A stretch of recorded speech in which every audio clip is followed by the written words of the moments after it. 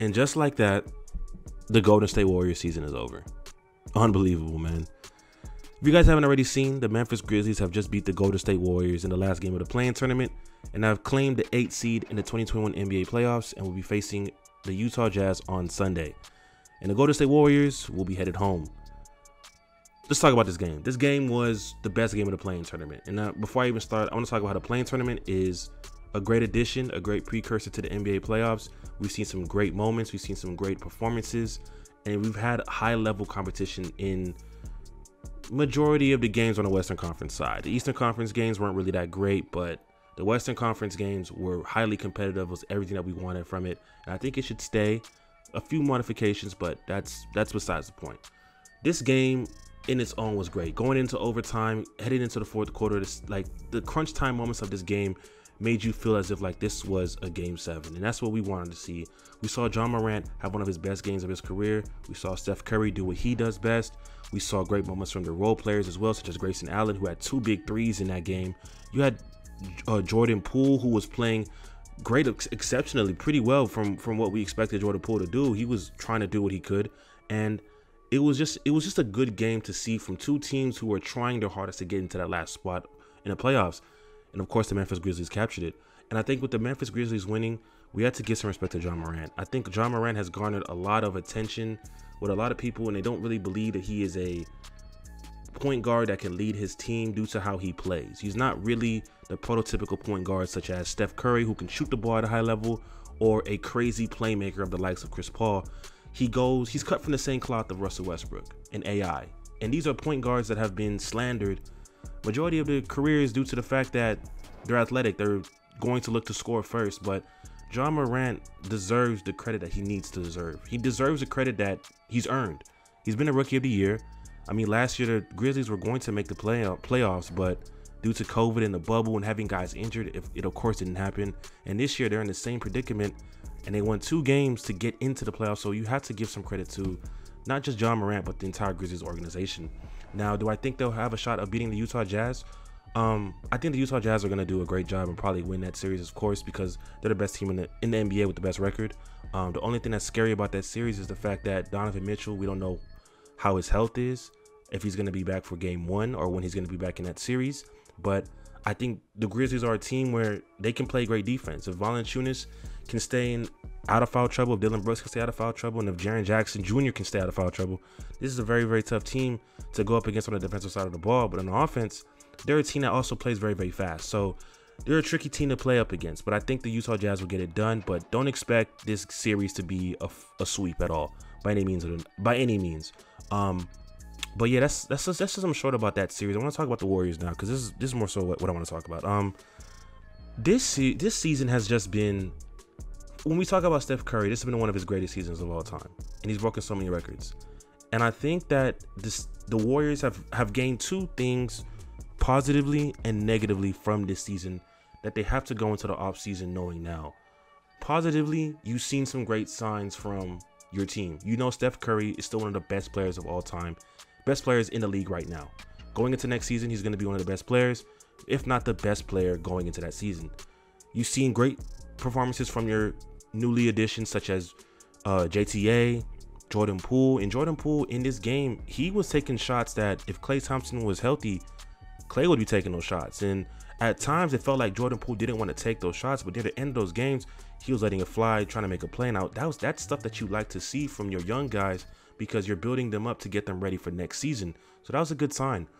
And I think they're on the right track. They still have the Minnesota Timberwolves pick, which is going to be very, very, teams are going to want that pick, so they can make some crazy moves in the offseason. I think they have, I'm not sure, I got to check their cap space situation, but I know the Warriors can make some moves in the offseason. The problem with the Warriors that I'm having is, in this game, Draymond Green and Andrew Wiggins, they sold basically. They sold completely. And I want to start off with Draymond Green. Draymond Green, we can talk about how he's a defensive juggernaut. We can talk about that. We know what he is. We saw what he did against AD 2 days ago. But the fact of the matter is, Draymond has to have an offensive bag at this point. Because in this season, if teams are going to literally not acknowledge you on the court, it's going to make it so much harder for Steph to get anything done. And that was an issue within the Lakers game and within this game today. In the regular season, you're not going to see the same amount of pressure because it's the regular season. But in high stakes games, teams are going to figure out what your weaknesses is.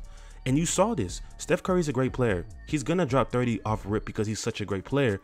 But the fact of the matter is, you have two guys coming at Steph who are not acknowledging Draymond. And Draymond, I'm not saying he needs to be a three-point shooter, but he needs to be able to put the ball in the basket. What Draymond loves to do is he'll get the ball, step into the free throw line, and then look for a bounce pass. It happened 2 times in the 2 possessions before the end of the 4th quarter that led into OT. Draymond would get the ball after the double team from Steph and get to the free throw line and bounce pass it. It's like, what are you doing? You got to either make the floater or you have to make a play that can get the ball into the basket. And we know Draymond, I'm not saying he's not a playmaker. We know he's a playmaker, but he needs to be able to score the ball more efficient. Like, he has to be able more of a scorer. He has to be. And even if you add Clay is going to be, he's going to add in 24 points per game. I think that's what Clay would average if he was playing this season. But Draymond has to become more of an offensive threat on this team. I'm not saying he's going to have to drop 15 points per game, 17 points per game, but he can't be a liability. And you look at Andrew Wiggins, and Andrew Wiggins, I won't knock him for this season too much because I understand that Andrew Wiggins, defensively, he was one of the best defensive players in the league, especially on the wing. But it just goes to show that when we talk about this guy, it seems like in the moments where we expect him to play like the Wiggins that we've seen earlier in the season, he's just not there. He's an inconsistent player, and I was talking to some of my friends about it. Is he a bust? He's not technically a bust, but from where he was drafted as a #1 overall pick, he hasn't led up to any of the expectations that we've seen. And it sounds like, and it's tough to talk about a guy like this after one bad performance, and I don't think that's fair, so I won't use that against him.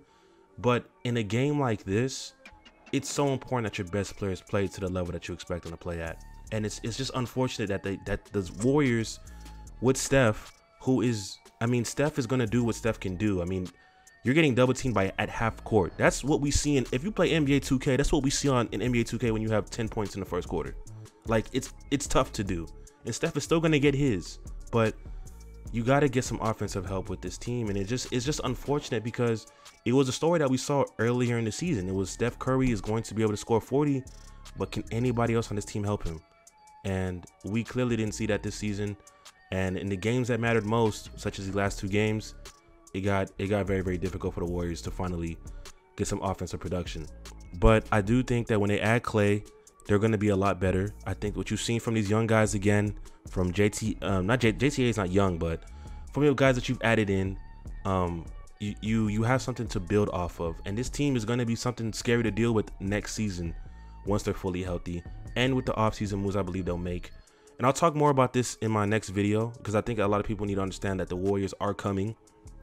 I was one of the doubters at one point. I didn't think the Warriors were going to be that good if they added Clay, but when you factor in that they had a top 5 defense this year and add in one of the best shooters of all time, it's going to be an issue.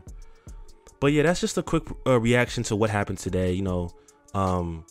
Again, the Grizzlies are going to be facing the Utah Jazz, and that series should be very interesting again. Again, give props to the not the Utah Jazz, but the Memphis Grizzlies for winning 2 games that had to be won and doing what had to be done to get into the playoffs. Again, we got to give our respect to John Morant, give our respect to the Memphis Grizzlies, and the playoffs start tomorrow, man. We can't wait. It's going to be some crazy games. If you enjoy the content, I urge you to go ahead and subscribe to the channel. We got more videos on the way. Go ahead and check out my latest video where I talk about the Dallas Mavericks, the 2011 Dallas Mavericks, who might have had the greatest championship run of all time, but that's for you to determine if you watch the video. Of course, like the videos, of course. Turn on your post notification bell so you never miss a video as well. And until next time, stay on beat.